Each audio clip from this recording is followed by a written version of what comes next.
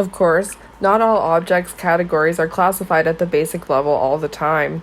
People with extensive experience in a domain might operate instinctively at a more subordinate level. As an example, imagine that you were an apple expert, you were an orchard owner, and, as in the previous example, you were shown a picture of a Granny Smith apple. Unlike the novice, who would be expected to respond with the word apple, as an expert, you might be expected to respond with Granny Smith apple.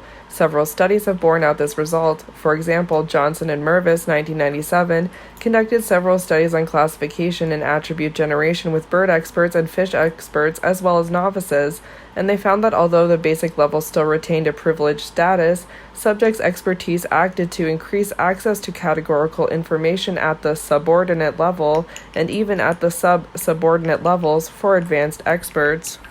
Other researchers have found the same kinds of effects with a broad assortment of categories. In other words, if you are an expert, your basic level is actually a subordinate level.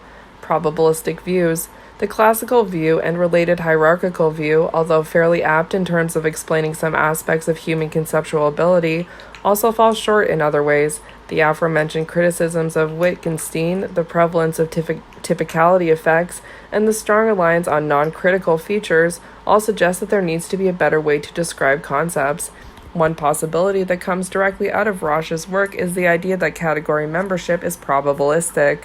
Rather than being based on a set of necessary and sufficient conditions and residing within a strict hierarchy, a concept is thought to represent a category of things that are grouped together with shared features and overlapping similarity. In this account, broadly referred to as the probabilistic view, category membership is not definite. Rather, categorical representation is graded according to similarity. Graded membership means that the category members vary in terms of how well they fit into the category. Category members are occasionally misclassified, but at the same time, highly typical category members are rarely mistaken and are considered to be good examples of the target category. For example, consider a really common category like a dog. Whereas it may be impossible to decide on a set of necessary and sufficient conditions, it is straightforward to arrive at a set of characteristic features for the dog category. Dogs usually have tails, they usually bark, have 4 legs, fur, etc. If one of these features is missing, it may reduce the visual typicality of that dog, but it doesn't disqualify them from being members of the dog category. A small Chihuahua may be hairless and much smaller than many other dogs, but we don't consider it a member of a different category. We may have seen a dog with a missing leg, but even though it doesn't have the characteristic feature of 4 legs, we don't consider it to be any less of a dog. However, it is possible to imagine that some dogs possess most of the characteristic features. They are medium in size, they have 4 legs, have a tail, and bark. A golden retriever might be a good example of a highly typical dog that has many of these characteristic features. It is also likely that a dog like this might be classified as a member of the dog category just a little bit faster and more readily than a small hairless Chihuahua. The probabilistic view would argue that both are members of the dog category, but the golden retriever is more typical and therefore a better example. In other words, if you're going to make a misclassification, you have a higher probability of making a mistake with the Chihuahua than with the golden retriever. In the probabilistic view, the typical exemplars or category members are recognized more quickly because they share more features with other category members. In a sense, the typical category member is closer to the center of the category. And an analogous effect might be observed with the exceptional category members.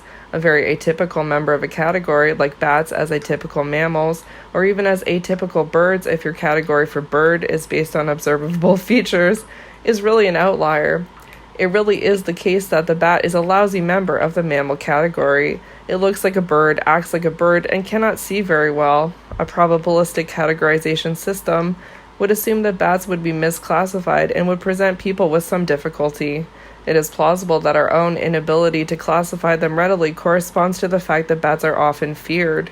Perhaps we fear bats because they do not fit into a simple basic category very easily.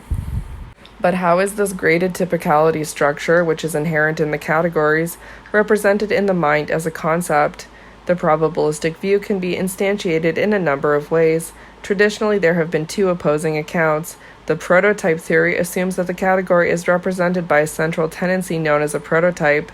The exemplar theory assumes that the category is represented by many stored memory traces, referred to as exemplars. Both of these accounts make similar predictions, but they differ in terms of how much individual information is stored. versus how much categorical information is stored. I discussed both accounts below. Prototype theory. The prototype view assumes that a category of things is represented in the mind as a prototype. This prototype is assumed to be a summary representation of the category. This can be either an average of the totality of the category members, some kind of list of frequently occurring features, or even an ideal. According to this view, objects are classified by comparing them to the prototype.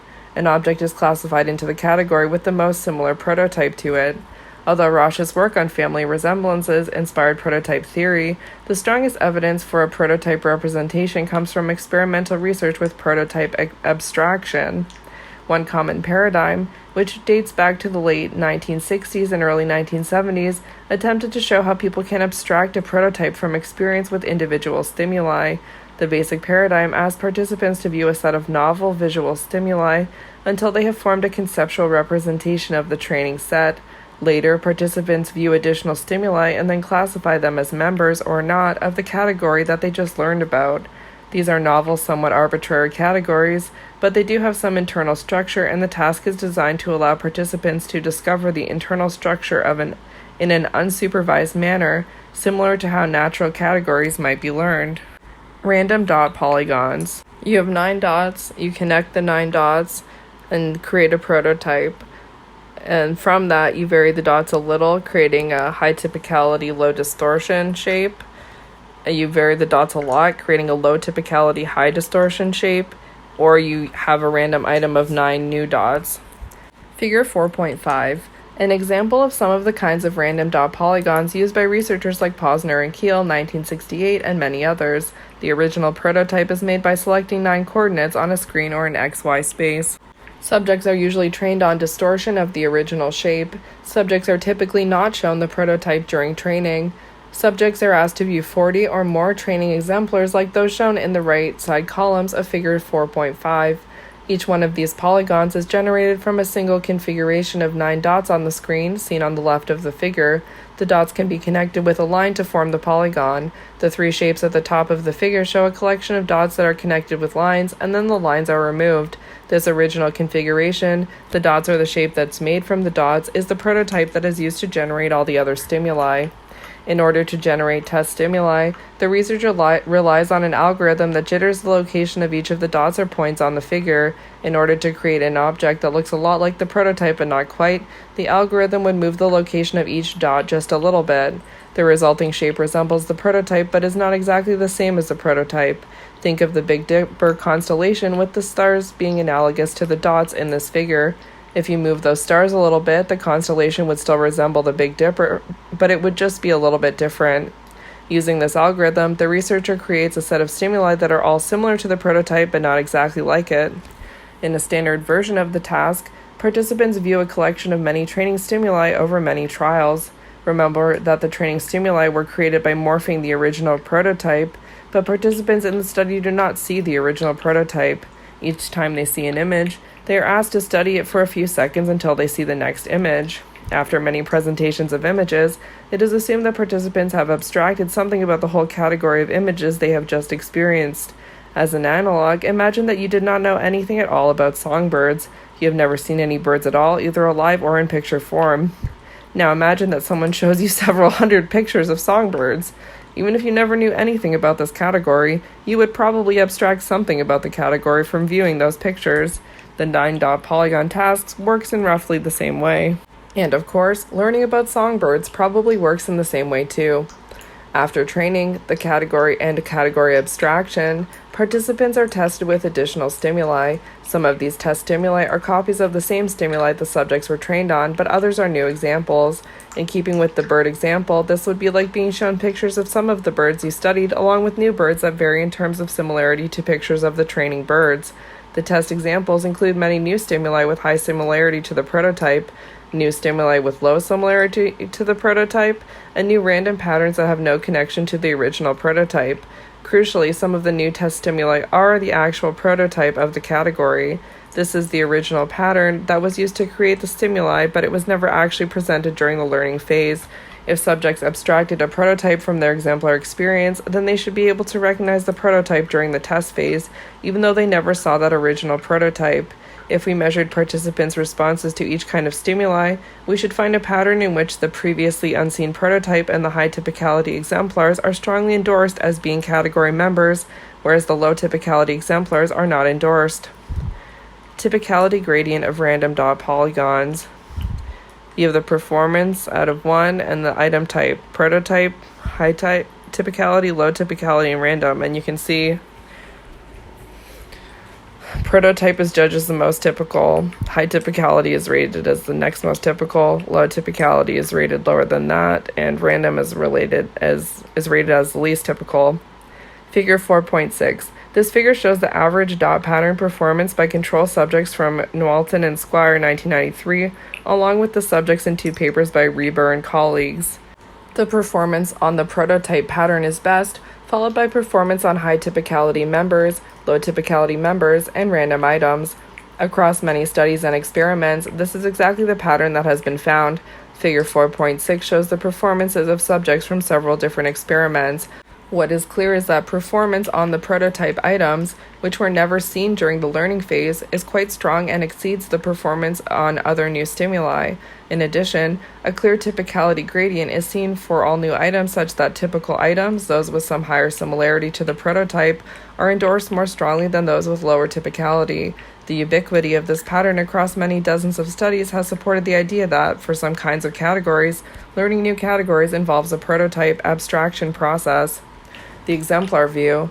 An alternative to the prototype account is exemplar theory. In this account, we assume that categories are represented in the mind as memory traces, exemplars, for each category member stored in memory. In other words, there need not be an additional abstraction as in the prototype model, but instead the similarity among memory traces for the individual things allows us to treat them as members of the same category. Rather than classify an animal as a dog because of its similarity with an abstraction, we classify it as a dog because it is similar to many things that we have already classified as a dog. This is an approach that has strong appeal because it eliminates the need for an abstraction process during acquisition. Because decisions are based on similarity to individual items stored in memory, the exemplar approach makes many of the same predictions that the prototype model makes. In some cases, the exemplar model makes some predictions that the prototype model cannot make. One example is known as linear separability. A category set that is linearly separable is one for which some linear function, a line, a plane, or even a more complicated function, can partition the objects into the correct categories. Consider a collection of 8 objects that vary by size, color, and shape, and imagine partitioning them into 2 categories. Figure 4.7. If you have a set of small red square objects and a set of larger white triangle objects, these can be separated linearly by partitioning the space along those 3 dimensions. Note that the set of linearly separable categories shown in 4.7 do not have a perfect rule, but the objects share a family resemblance with each other. However, if you have a category set with all of the red triangles and white squares in one category and all of the white squares and red triangles in the other, it would not be possible to defend a linear boundary. Thus, this set is considered to be non-linearly separable. It would be impossible to pay attention to any features or set of features in such a way that the majority of exemplars in the category would share that feature or features. There is no single feature diagnostic, and there is no family resemblance either. As a result, there is no prototype of common features that can be extracted from this set. Linear and non-linear separable categories. So linearly separable, you have category A and category B. And then non-linearly separable category A and category B. Figure 4.7. An example of simple categories that can either be linearly separable or non-linearly separable. In both cases, each category contains 4 objects out of 8 possible objects. Objects differ along 3 dimensions of size, color, and shape. One thing that should be immediately clear from figure 4.7 is that both categories seem equally learnable. Neither have a very strong family resemblance, but neither set looks particularly difficult either. In experimental settings, the non-linearly separable categories are no more difficult to learn than the linearly separable categories. However, the prototype model cannot learn non-linearly separable categories, but an exemplar model, relying on the assumption that classification is based on remembered exemplar traces, can, and research has generally confirmed this prediction with some caveats that will be discussed later. Although the example above seems contrived, there are at least 2 things that are worth considering. First, contrived or not, people do not seem to have any special difficulty with these non-linearly separable categories. This suggests that the cognitive mechanisms supporting category learning are not necessarily hampered by the non-linear nature of the category partition.